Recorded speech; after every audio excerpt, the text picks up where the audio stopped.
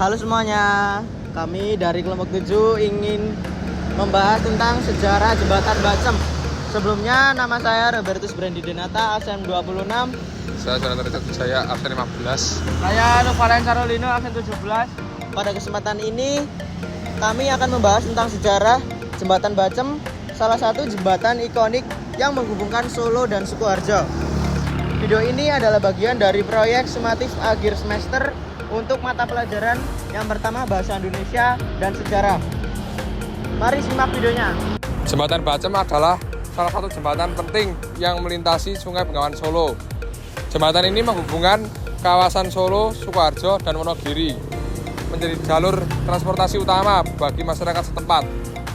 Dibangun pada masa kolonial Belanda, jembatan ini memiliki nilai sejarah yang tinggi dan menjadi saksi berbagai peristiwa penting di masa lalu. Mau tahu lebih lanjut? Yuk kita bahas.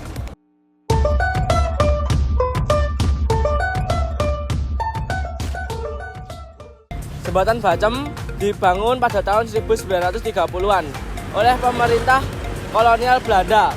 Jembatan ini memiliki struktur besi yang kokoh. Manfaat teknologi canggih pada zamannya, hingga kini meskipun sudah berumur lebih dari 90 tahun, jembatan ini tetap menjadi jalur transportasi penting menghubungkan Solo dengan wilayah Sukoharjo dan Wonogiri.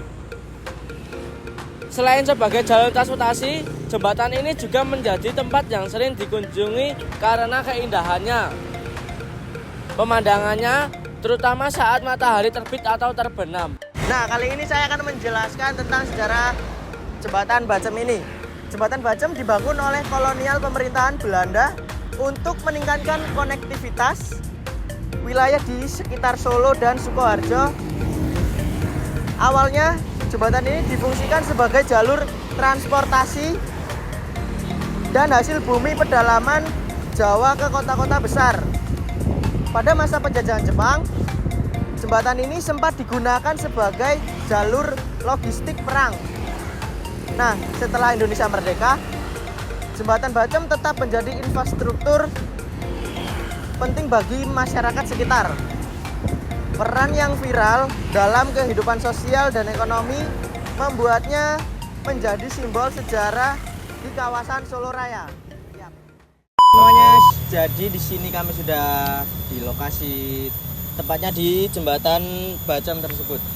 Di sini kami ingin menambah informasi tentang bagaimana sejarah Jembatan Bacem dan cerita-cerita yang didengar oleh masyarakat sekitar. Di sini kebetulan ada Bapak Heri. Ya. Beliau adalah warga sekitar juga dan sekaligus dosen sejarah di Sanata Dharma. Nah, begitu. Kita akan mewawancarai sedikit tentang Jembatan Bacem ini, Pak. Ya. Nah, Oke. Apa tuh, Pak? Itu sebenarnya, Pak. Kayak ini kayak bekas. Itu sebenarnya itu apa tuh, Pak? Nah, jadi gini adik-adik. Jembatan Bacem ini dulu sebenarnya yang lama itu jejaknya masih ada. Itu berupa tugu penyangga. Nah, tugu penyangga ini oleh masyarakat sekitar disebut cincim. Nah, kalau Jembatan Bacem yang sekarang ada dua ini itu baru, ya. Jadi baru tahun 2010-an ini, terus kemudian ini 2080-an. Tapi kalau yang lama itu jembatannya yang tersisa adalah penyangga yang oleh masyarakat disebut cincim.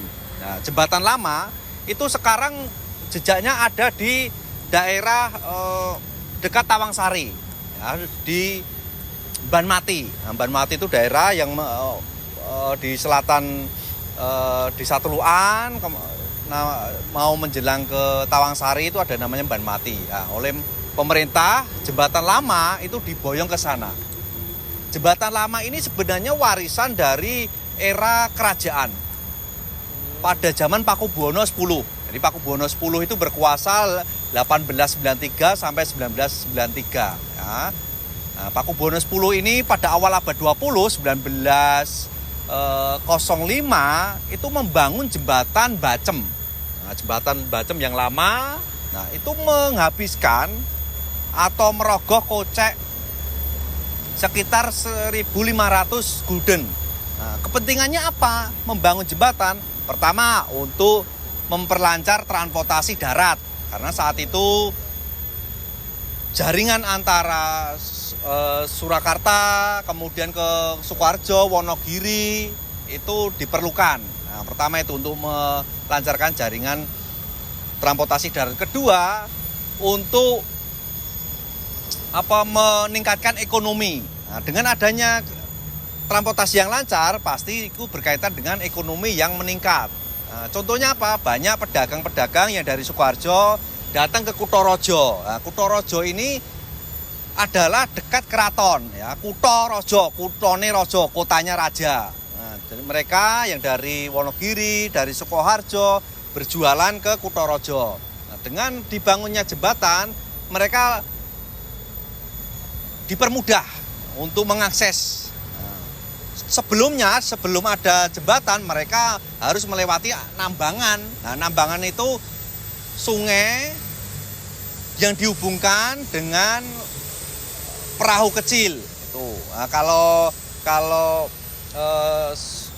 airnya agak besar, itu mereka pakai perahu. Kalau agak kecil, itu biasanya dibuat jembatan dari sesek. Ya. Pakubono 10 ini sangat kaya sekali, raja yang dermawan, raja yang dikenal makmur, memperhatikan aspek pembangunan di wilayahnya. Nah, dibangunlah jembatan Bacem. Nah, ini jembatan Bacem ini tahun 80-an akhirnya dipindah itu. Nah, yang paling menarik di sini ada momentum penting selain era kerajaan, yaitu era perang kemerdekaan. Nah, setelah Indonesia merdeka, tentara Belanda kan datang lagi ingin menjajah, ingin merebut kemerdekaan bangsa Indonesia. Tentara pelajar, kemudian rakyat itu saling membahu melawan penjajah yang datang lagi ini. Nah, salah satunya di sekitar jembatan Bacem, ada di daerah Bacem ini ada namanya Kampung Bacem, Kampung Lanarjo, Kampung Ara-Ara, kampung nanti di sebelah sana Celuridan. Nah, jembatan ini digunakan untuk perang juga. Jadi orang pejuang hilir mudik di atas jembatan untuk mencegat. Bahkan ada cerita yang dalam beberapa kisah tentara veteran itu menceritakan masyarakat di sekitar jembatan itu ikut membantu. Nah, ikut membantu maksudnya apa? Ya mereka memberi bantuan, misalkan dengan menyediakan makan, menyediakan rumahnya untuk sembunyi, itu di sekitar jembatan. Nah, periode selanjutnya itu periode 1965. Nah, 1965 di Indonesia terjadi tragedi berdarah, yaitu G30, G30S, ya, dengan berbagai versinya.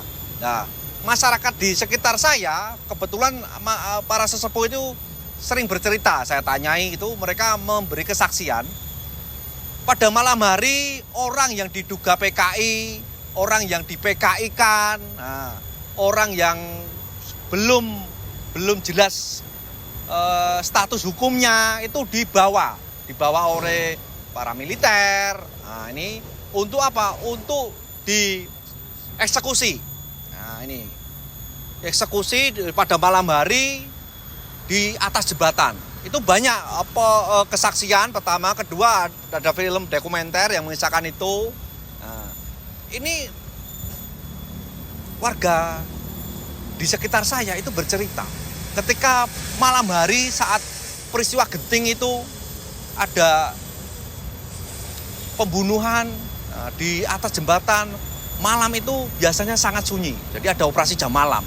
Warga di sekitar saya itu nggak berani keluar, karena ada operasi. Nah, setelah itu ya hanya bunyi tembakan der gitu aja, dan derap kaki. Nah, saat itu nggak ada orang yang berani. Nah, beraninya keluar setelah pagi hari. Nah, pagi hari setelah ada matahari yang menyinari, suasana sudah berganti, ada perubahan jam, terus kemudian situasi kembali tenang. Nah, masyarakat di sekitar desa saya itu mendapati ada mayat. Ya. Jadi mayatnya bukan hanya sekedar 1-2, tapi lebih. Nah, itu sampai minggir ya, nyangkut. Nah, sampai ke di pinggiran itu. Nah, tetangga saya itu ada yang bercerita itu kemudian mayatnya diketengahkan biar ikut larut dalam aliran sungai. Nah, saat itu cerita itu masih bisa kita dapati karena ada beberapa orang yang masih hidup ya. Nah, ini jadi itu tragedi berdarah. Ternyata salah satu tempat eksekusinya yang orang-orang yang dituduh PKI, orang yang di PKI-kan yang belum tentu bersalah itu banyak meninggal di sini. Nah, itu ya. Jadi ini artinya apa? Bahwa Jembatan Bacem ini mempunyai sejarah yang penting sebagai saksi bisu, saksi tragedi kemanusiaan. Nah, jangan sampai hilang, jangan sampai dirobohkan. Karena ini sebagai penanda bahwa bangsa ini di masa lalu pernah terjadi pertikaian. Nah, artinya apa? Bahwa fungsi dari sisa pilar cagak Jembatan Bacem yang sudah hilang ini sangat penting. Nah, sini saya kisahkan, saya lukiskan, saya metafora ya. Jembatan Bacem Cincim ini kisah yang tenggelam dalam pengertian ya kisahnya memang sayup-sayup. Tenggelam dalam era musim penghujan ya, tenggelam hampir diguyur air Bengawan Solo yang tinggi gitu. Itu jadi ini adalah makna dari Cincim Jembatan Bacem. Kisah yang menarik untuk diikuti teman-teman. Menarik sekali ya Pak ya. Lalu ada beberapa pertanyaan lagi ya Pak? Ada 3 pertanyaan lagi, tetapi tadi beberapa sudah menjawab. Sudah terlalu padat lah intinya. Ya. Terus kita lanjut pertanyaan nomor 2. Jembatan ini apakah jembatan ini pernah mengalami renovasi besar? Ya kalau yang saya kisahkan tadi itu jembatan yang lama itu tidak mengalami renovasi. Itu ya. Kalau ini jembatan baru. Itu. Jadi yang paling menarik adalah jembatan yang lama, sisanya pilar tadi. Lah ini nilai historisnya sangat tinggi, ada pemaknaan tragedi kemanusiaan, kemudian saksi bagaimana penguasa kerajaan Kasunanan terutama ikut membantu masyarakat dalam hal transportasi darat dan perekonomian perkotaan. Ya, udah banyak banget ini. Siap.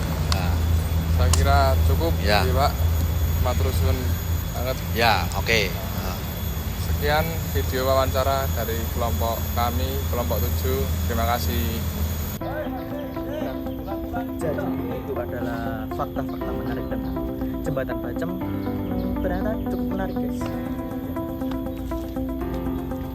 Jadi di Jembatan Bacem konon katanya ada mitos apabila cincin Jembatan Bacem atau bekas puing-puing Jembatan Bacem tersebut dihancurkan, maka orang yang hendak menghancurkan akan menimpa kesialan teman-teman. Jadi begitu alasannya kenapa cincin Jembatan Bacem hingga kini masih ada. Demikian video dari kami tentang Jembatan Bacem Solo. Sebagai salah satu jembatan bersejarah, jembatan ini tidak hanya menjadi penghubung wilayah, tapi juga menjadi saksi perjalanan panjang sejarah di kawasan Solo Raya. Kami mengajak Anda semua untuk datang ke Surakarta, menjelajahi jejak sejarah, dan merasakan sendiri keindahan warisan budaya yang mempersatukan masa lalu dan masa kini. Sampai bertemu di Surakarta, tempat di mana cerita menjadi abadi. Semoga informasi ini bermanfaat bagi kalian semua. Mohon maaf jika ada kekurangan dalam video ini. Terima kasih telah menonton. Sampai jumpa di video selanjutnya.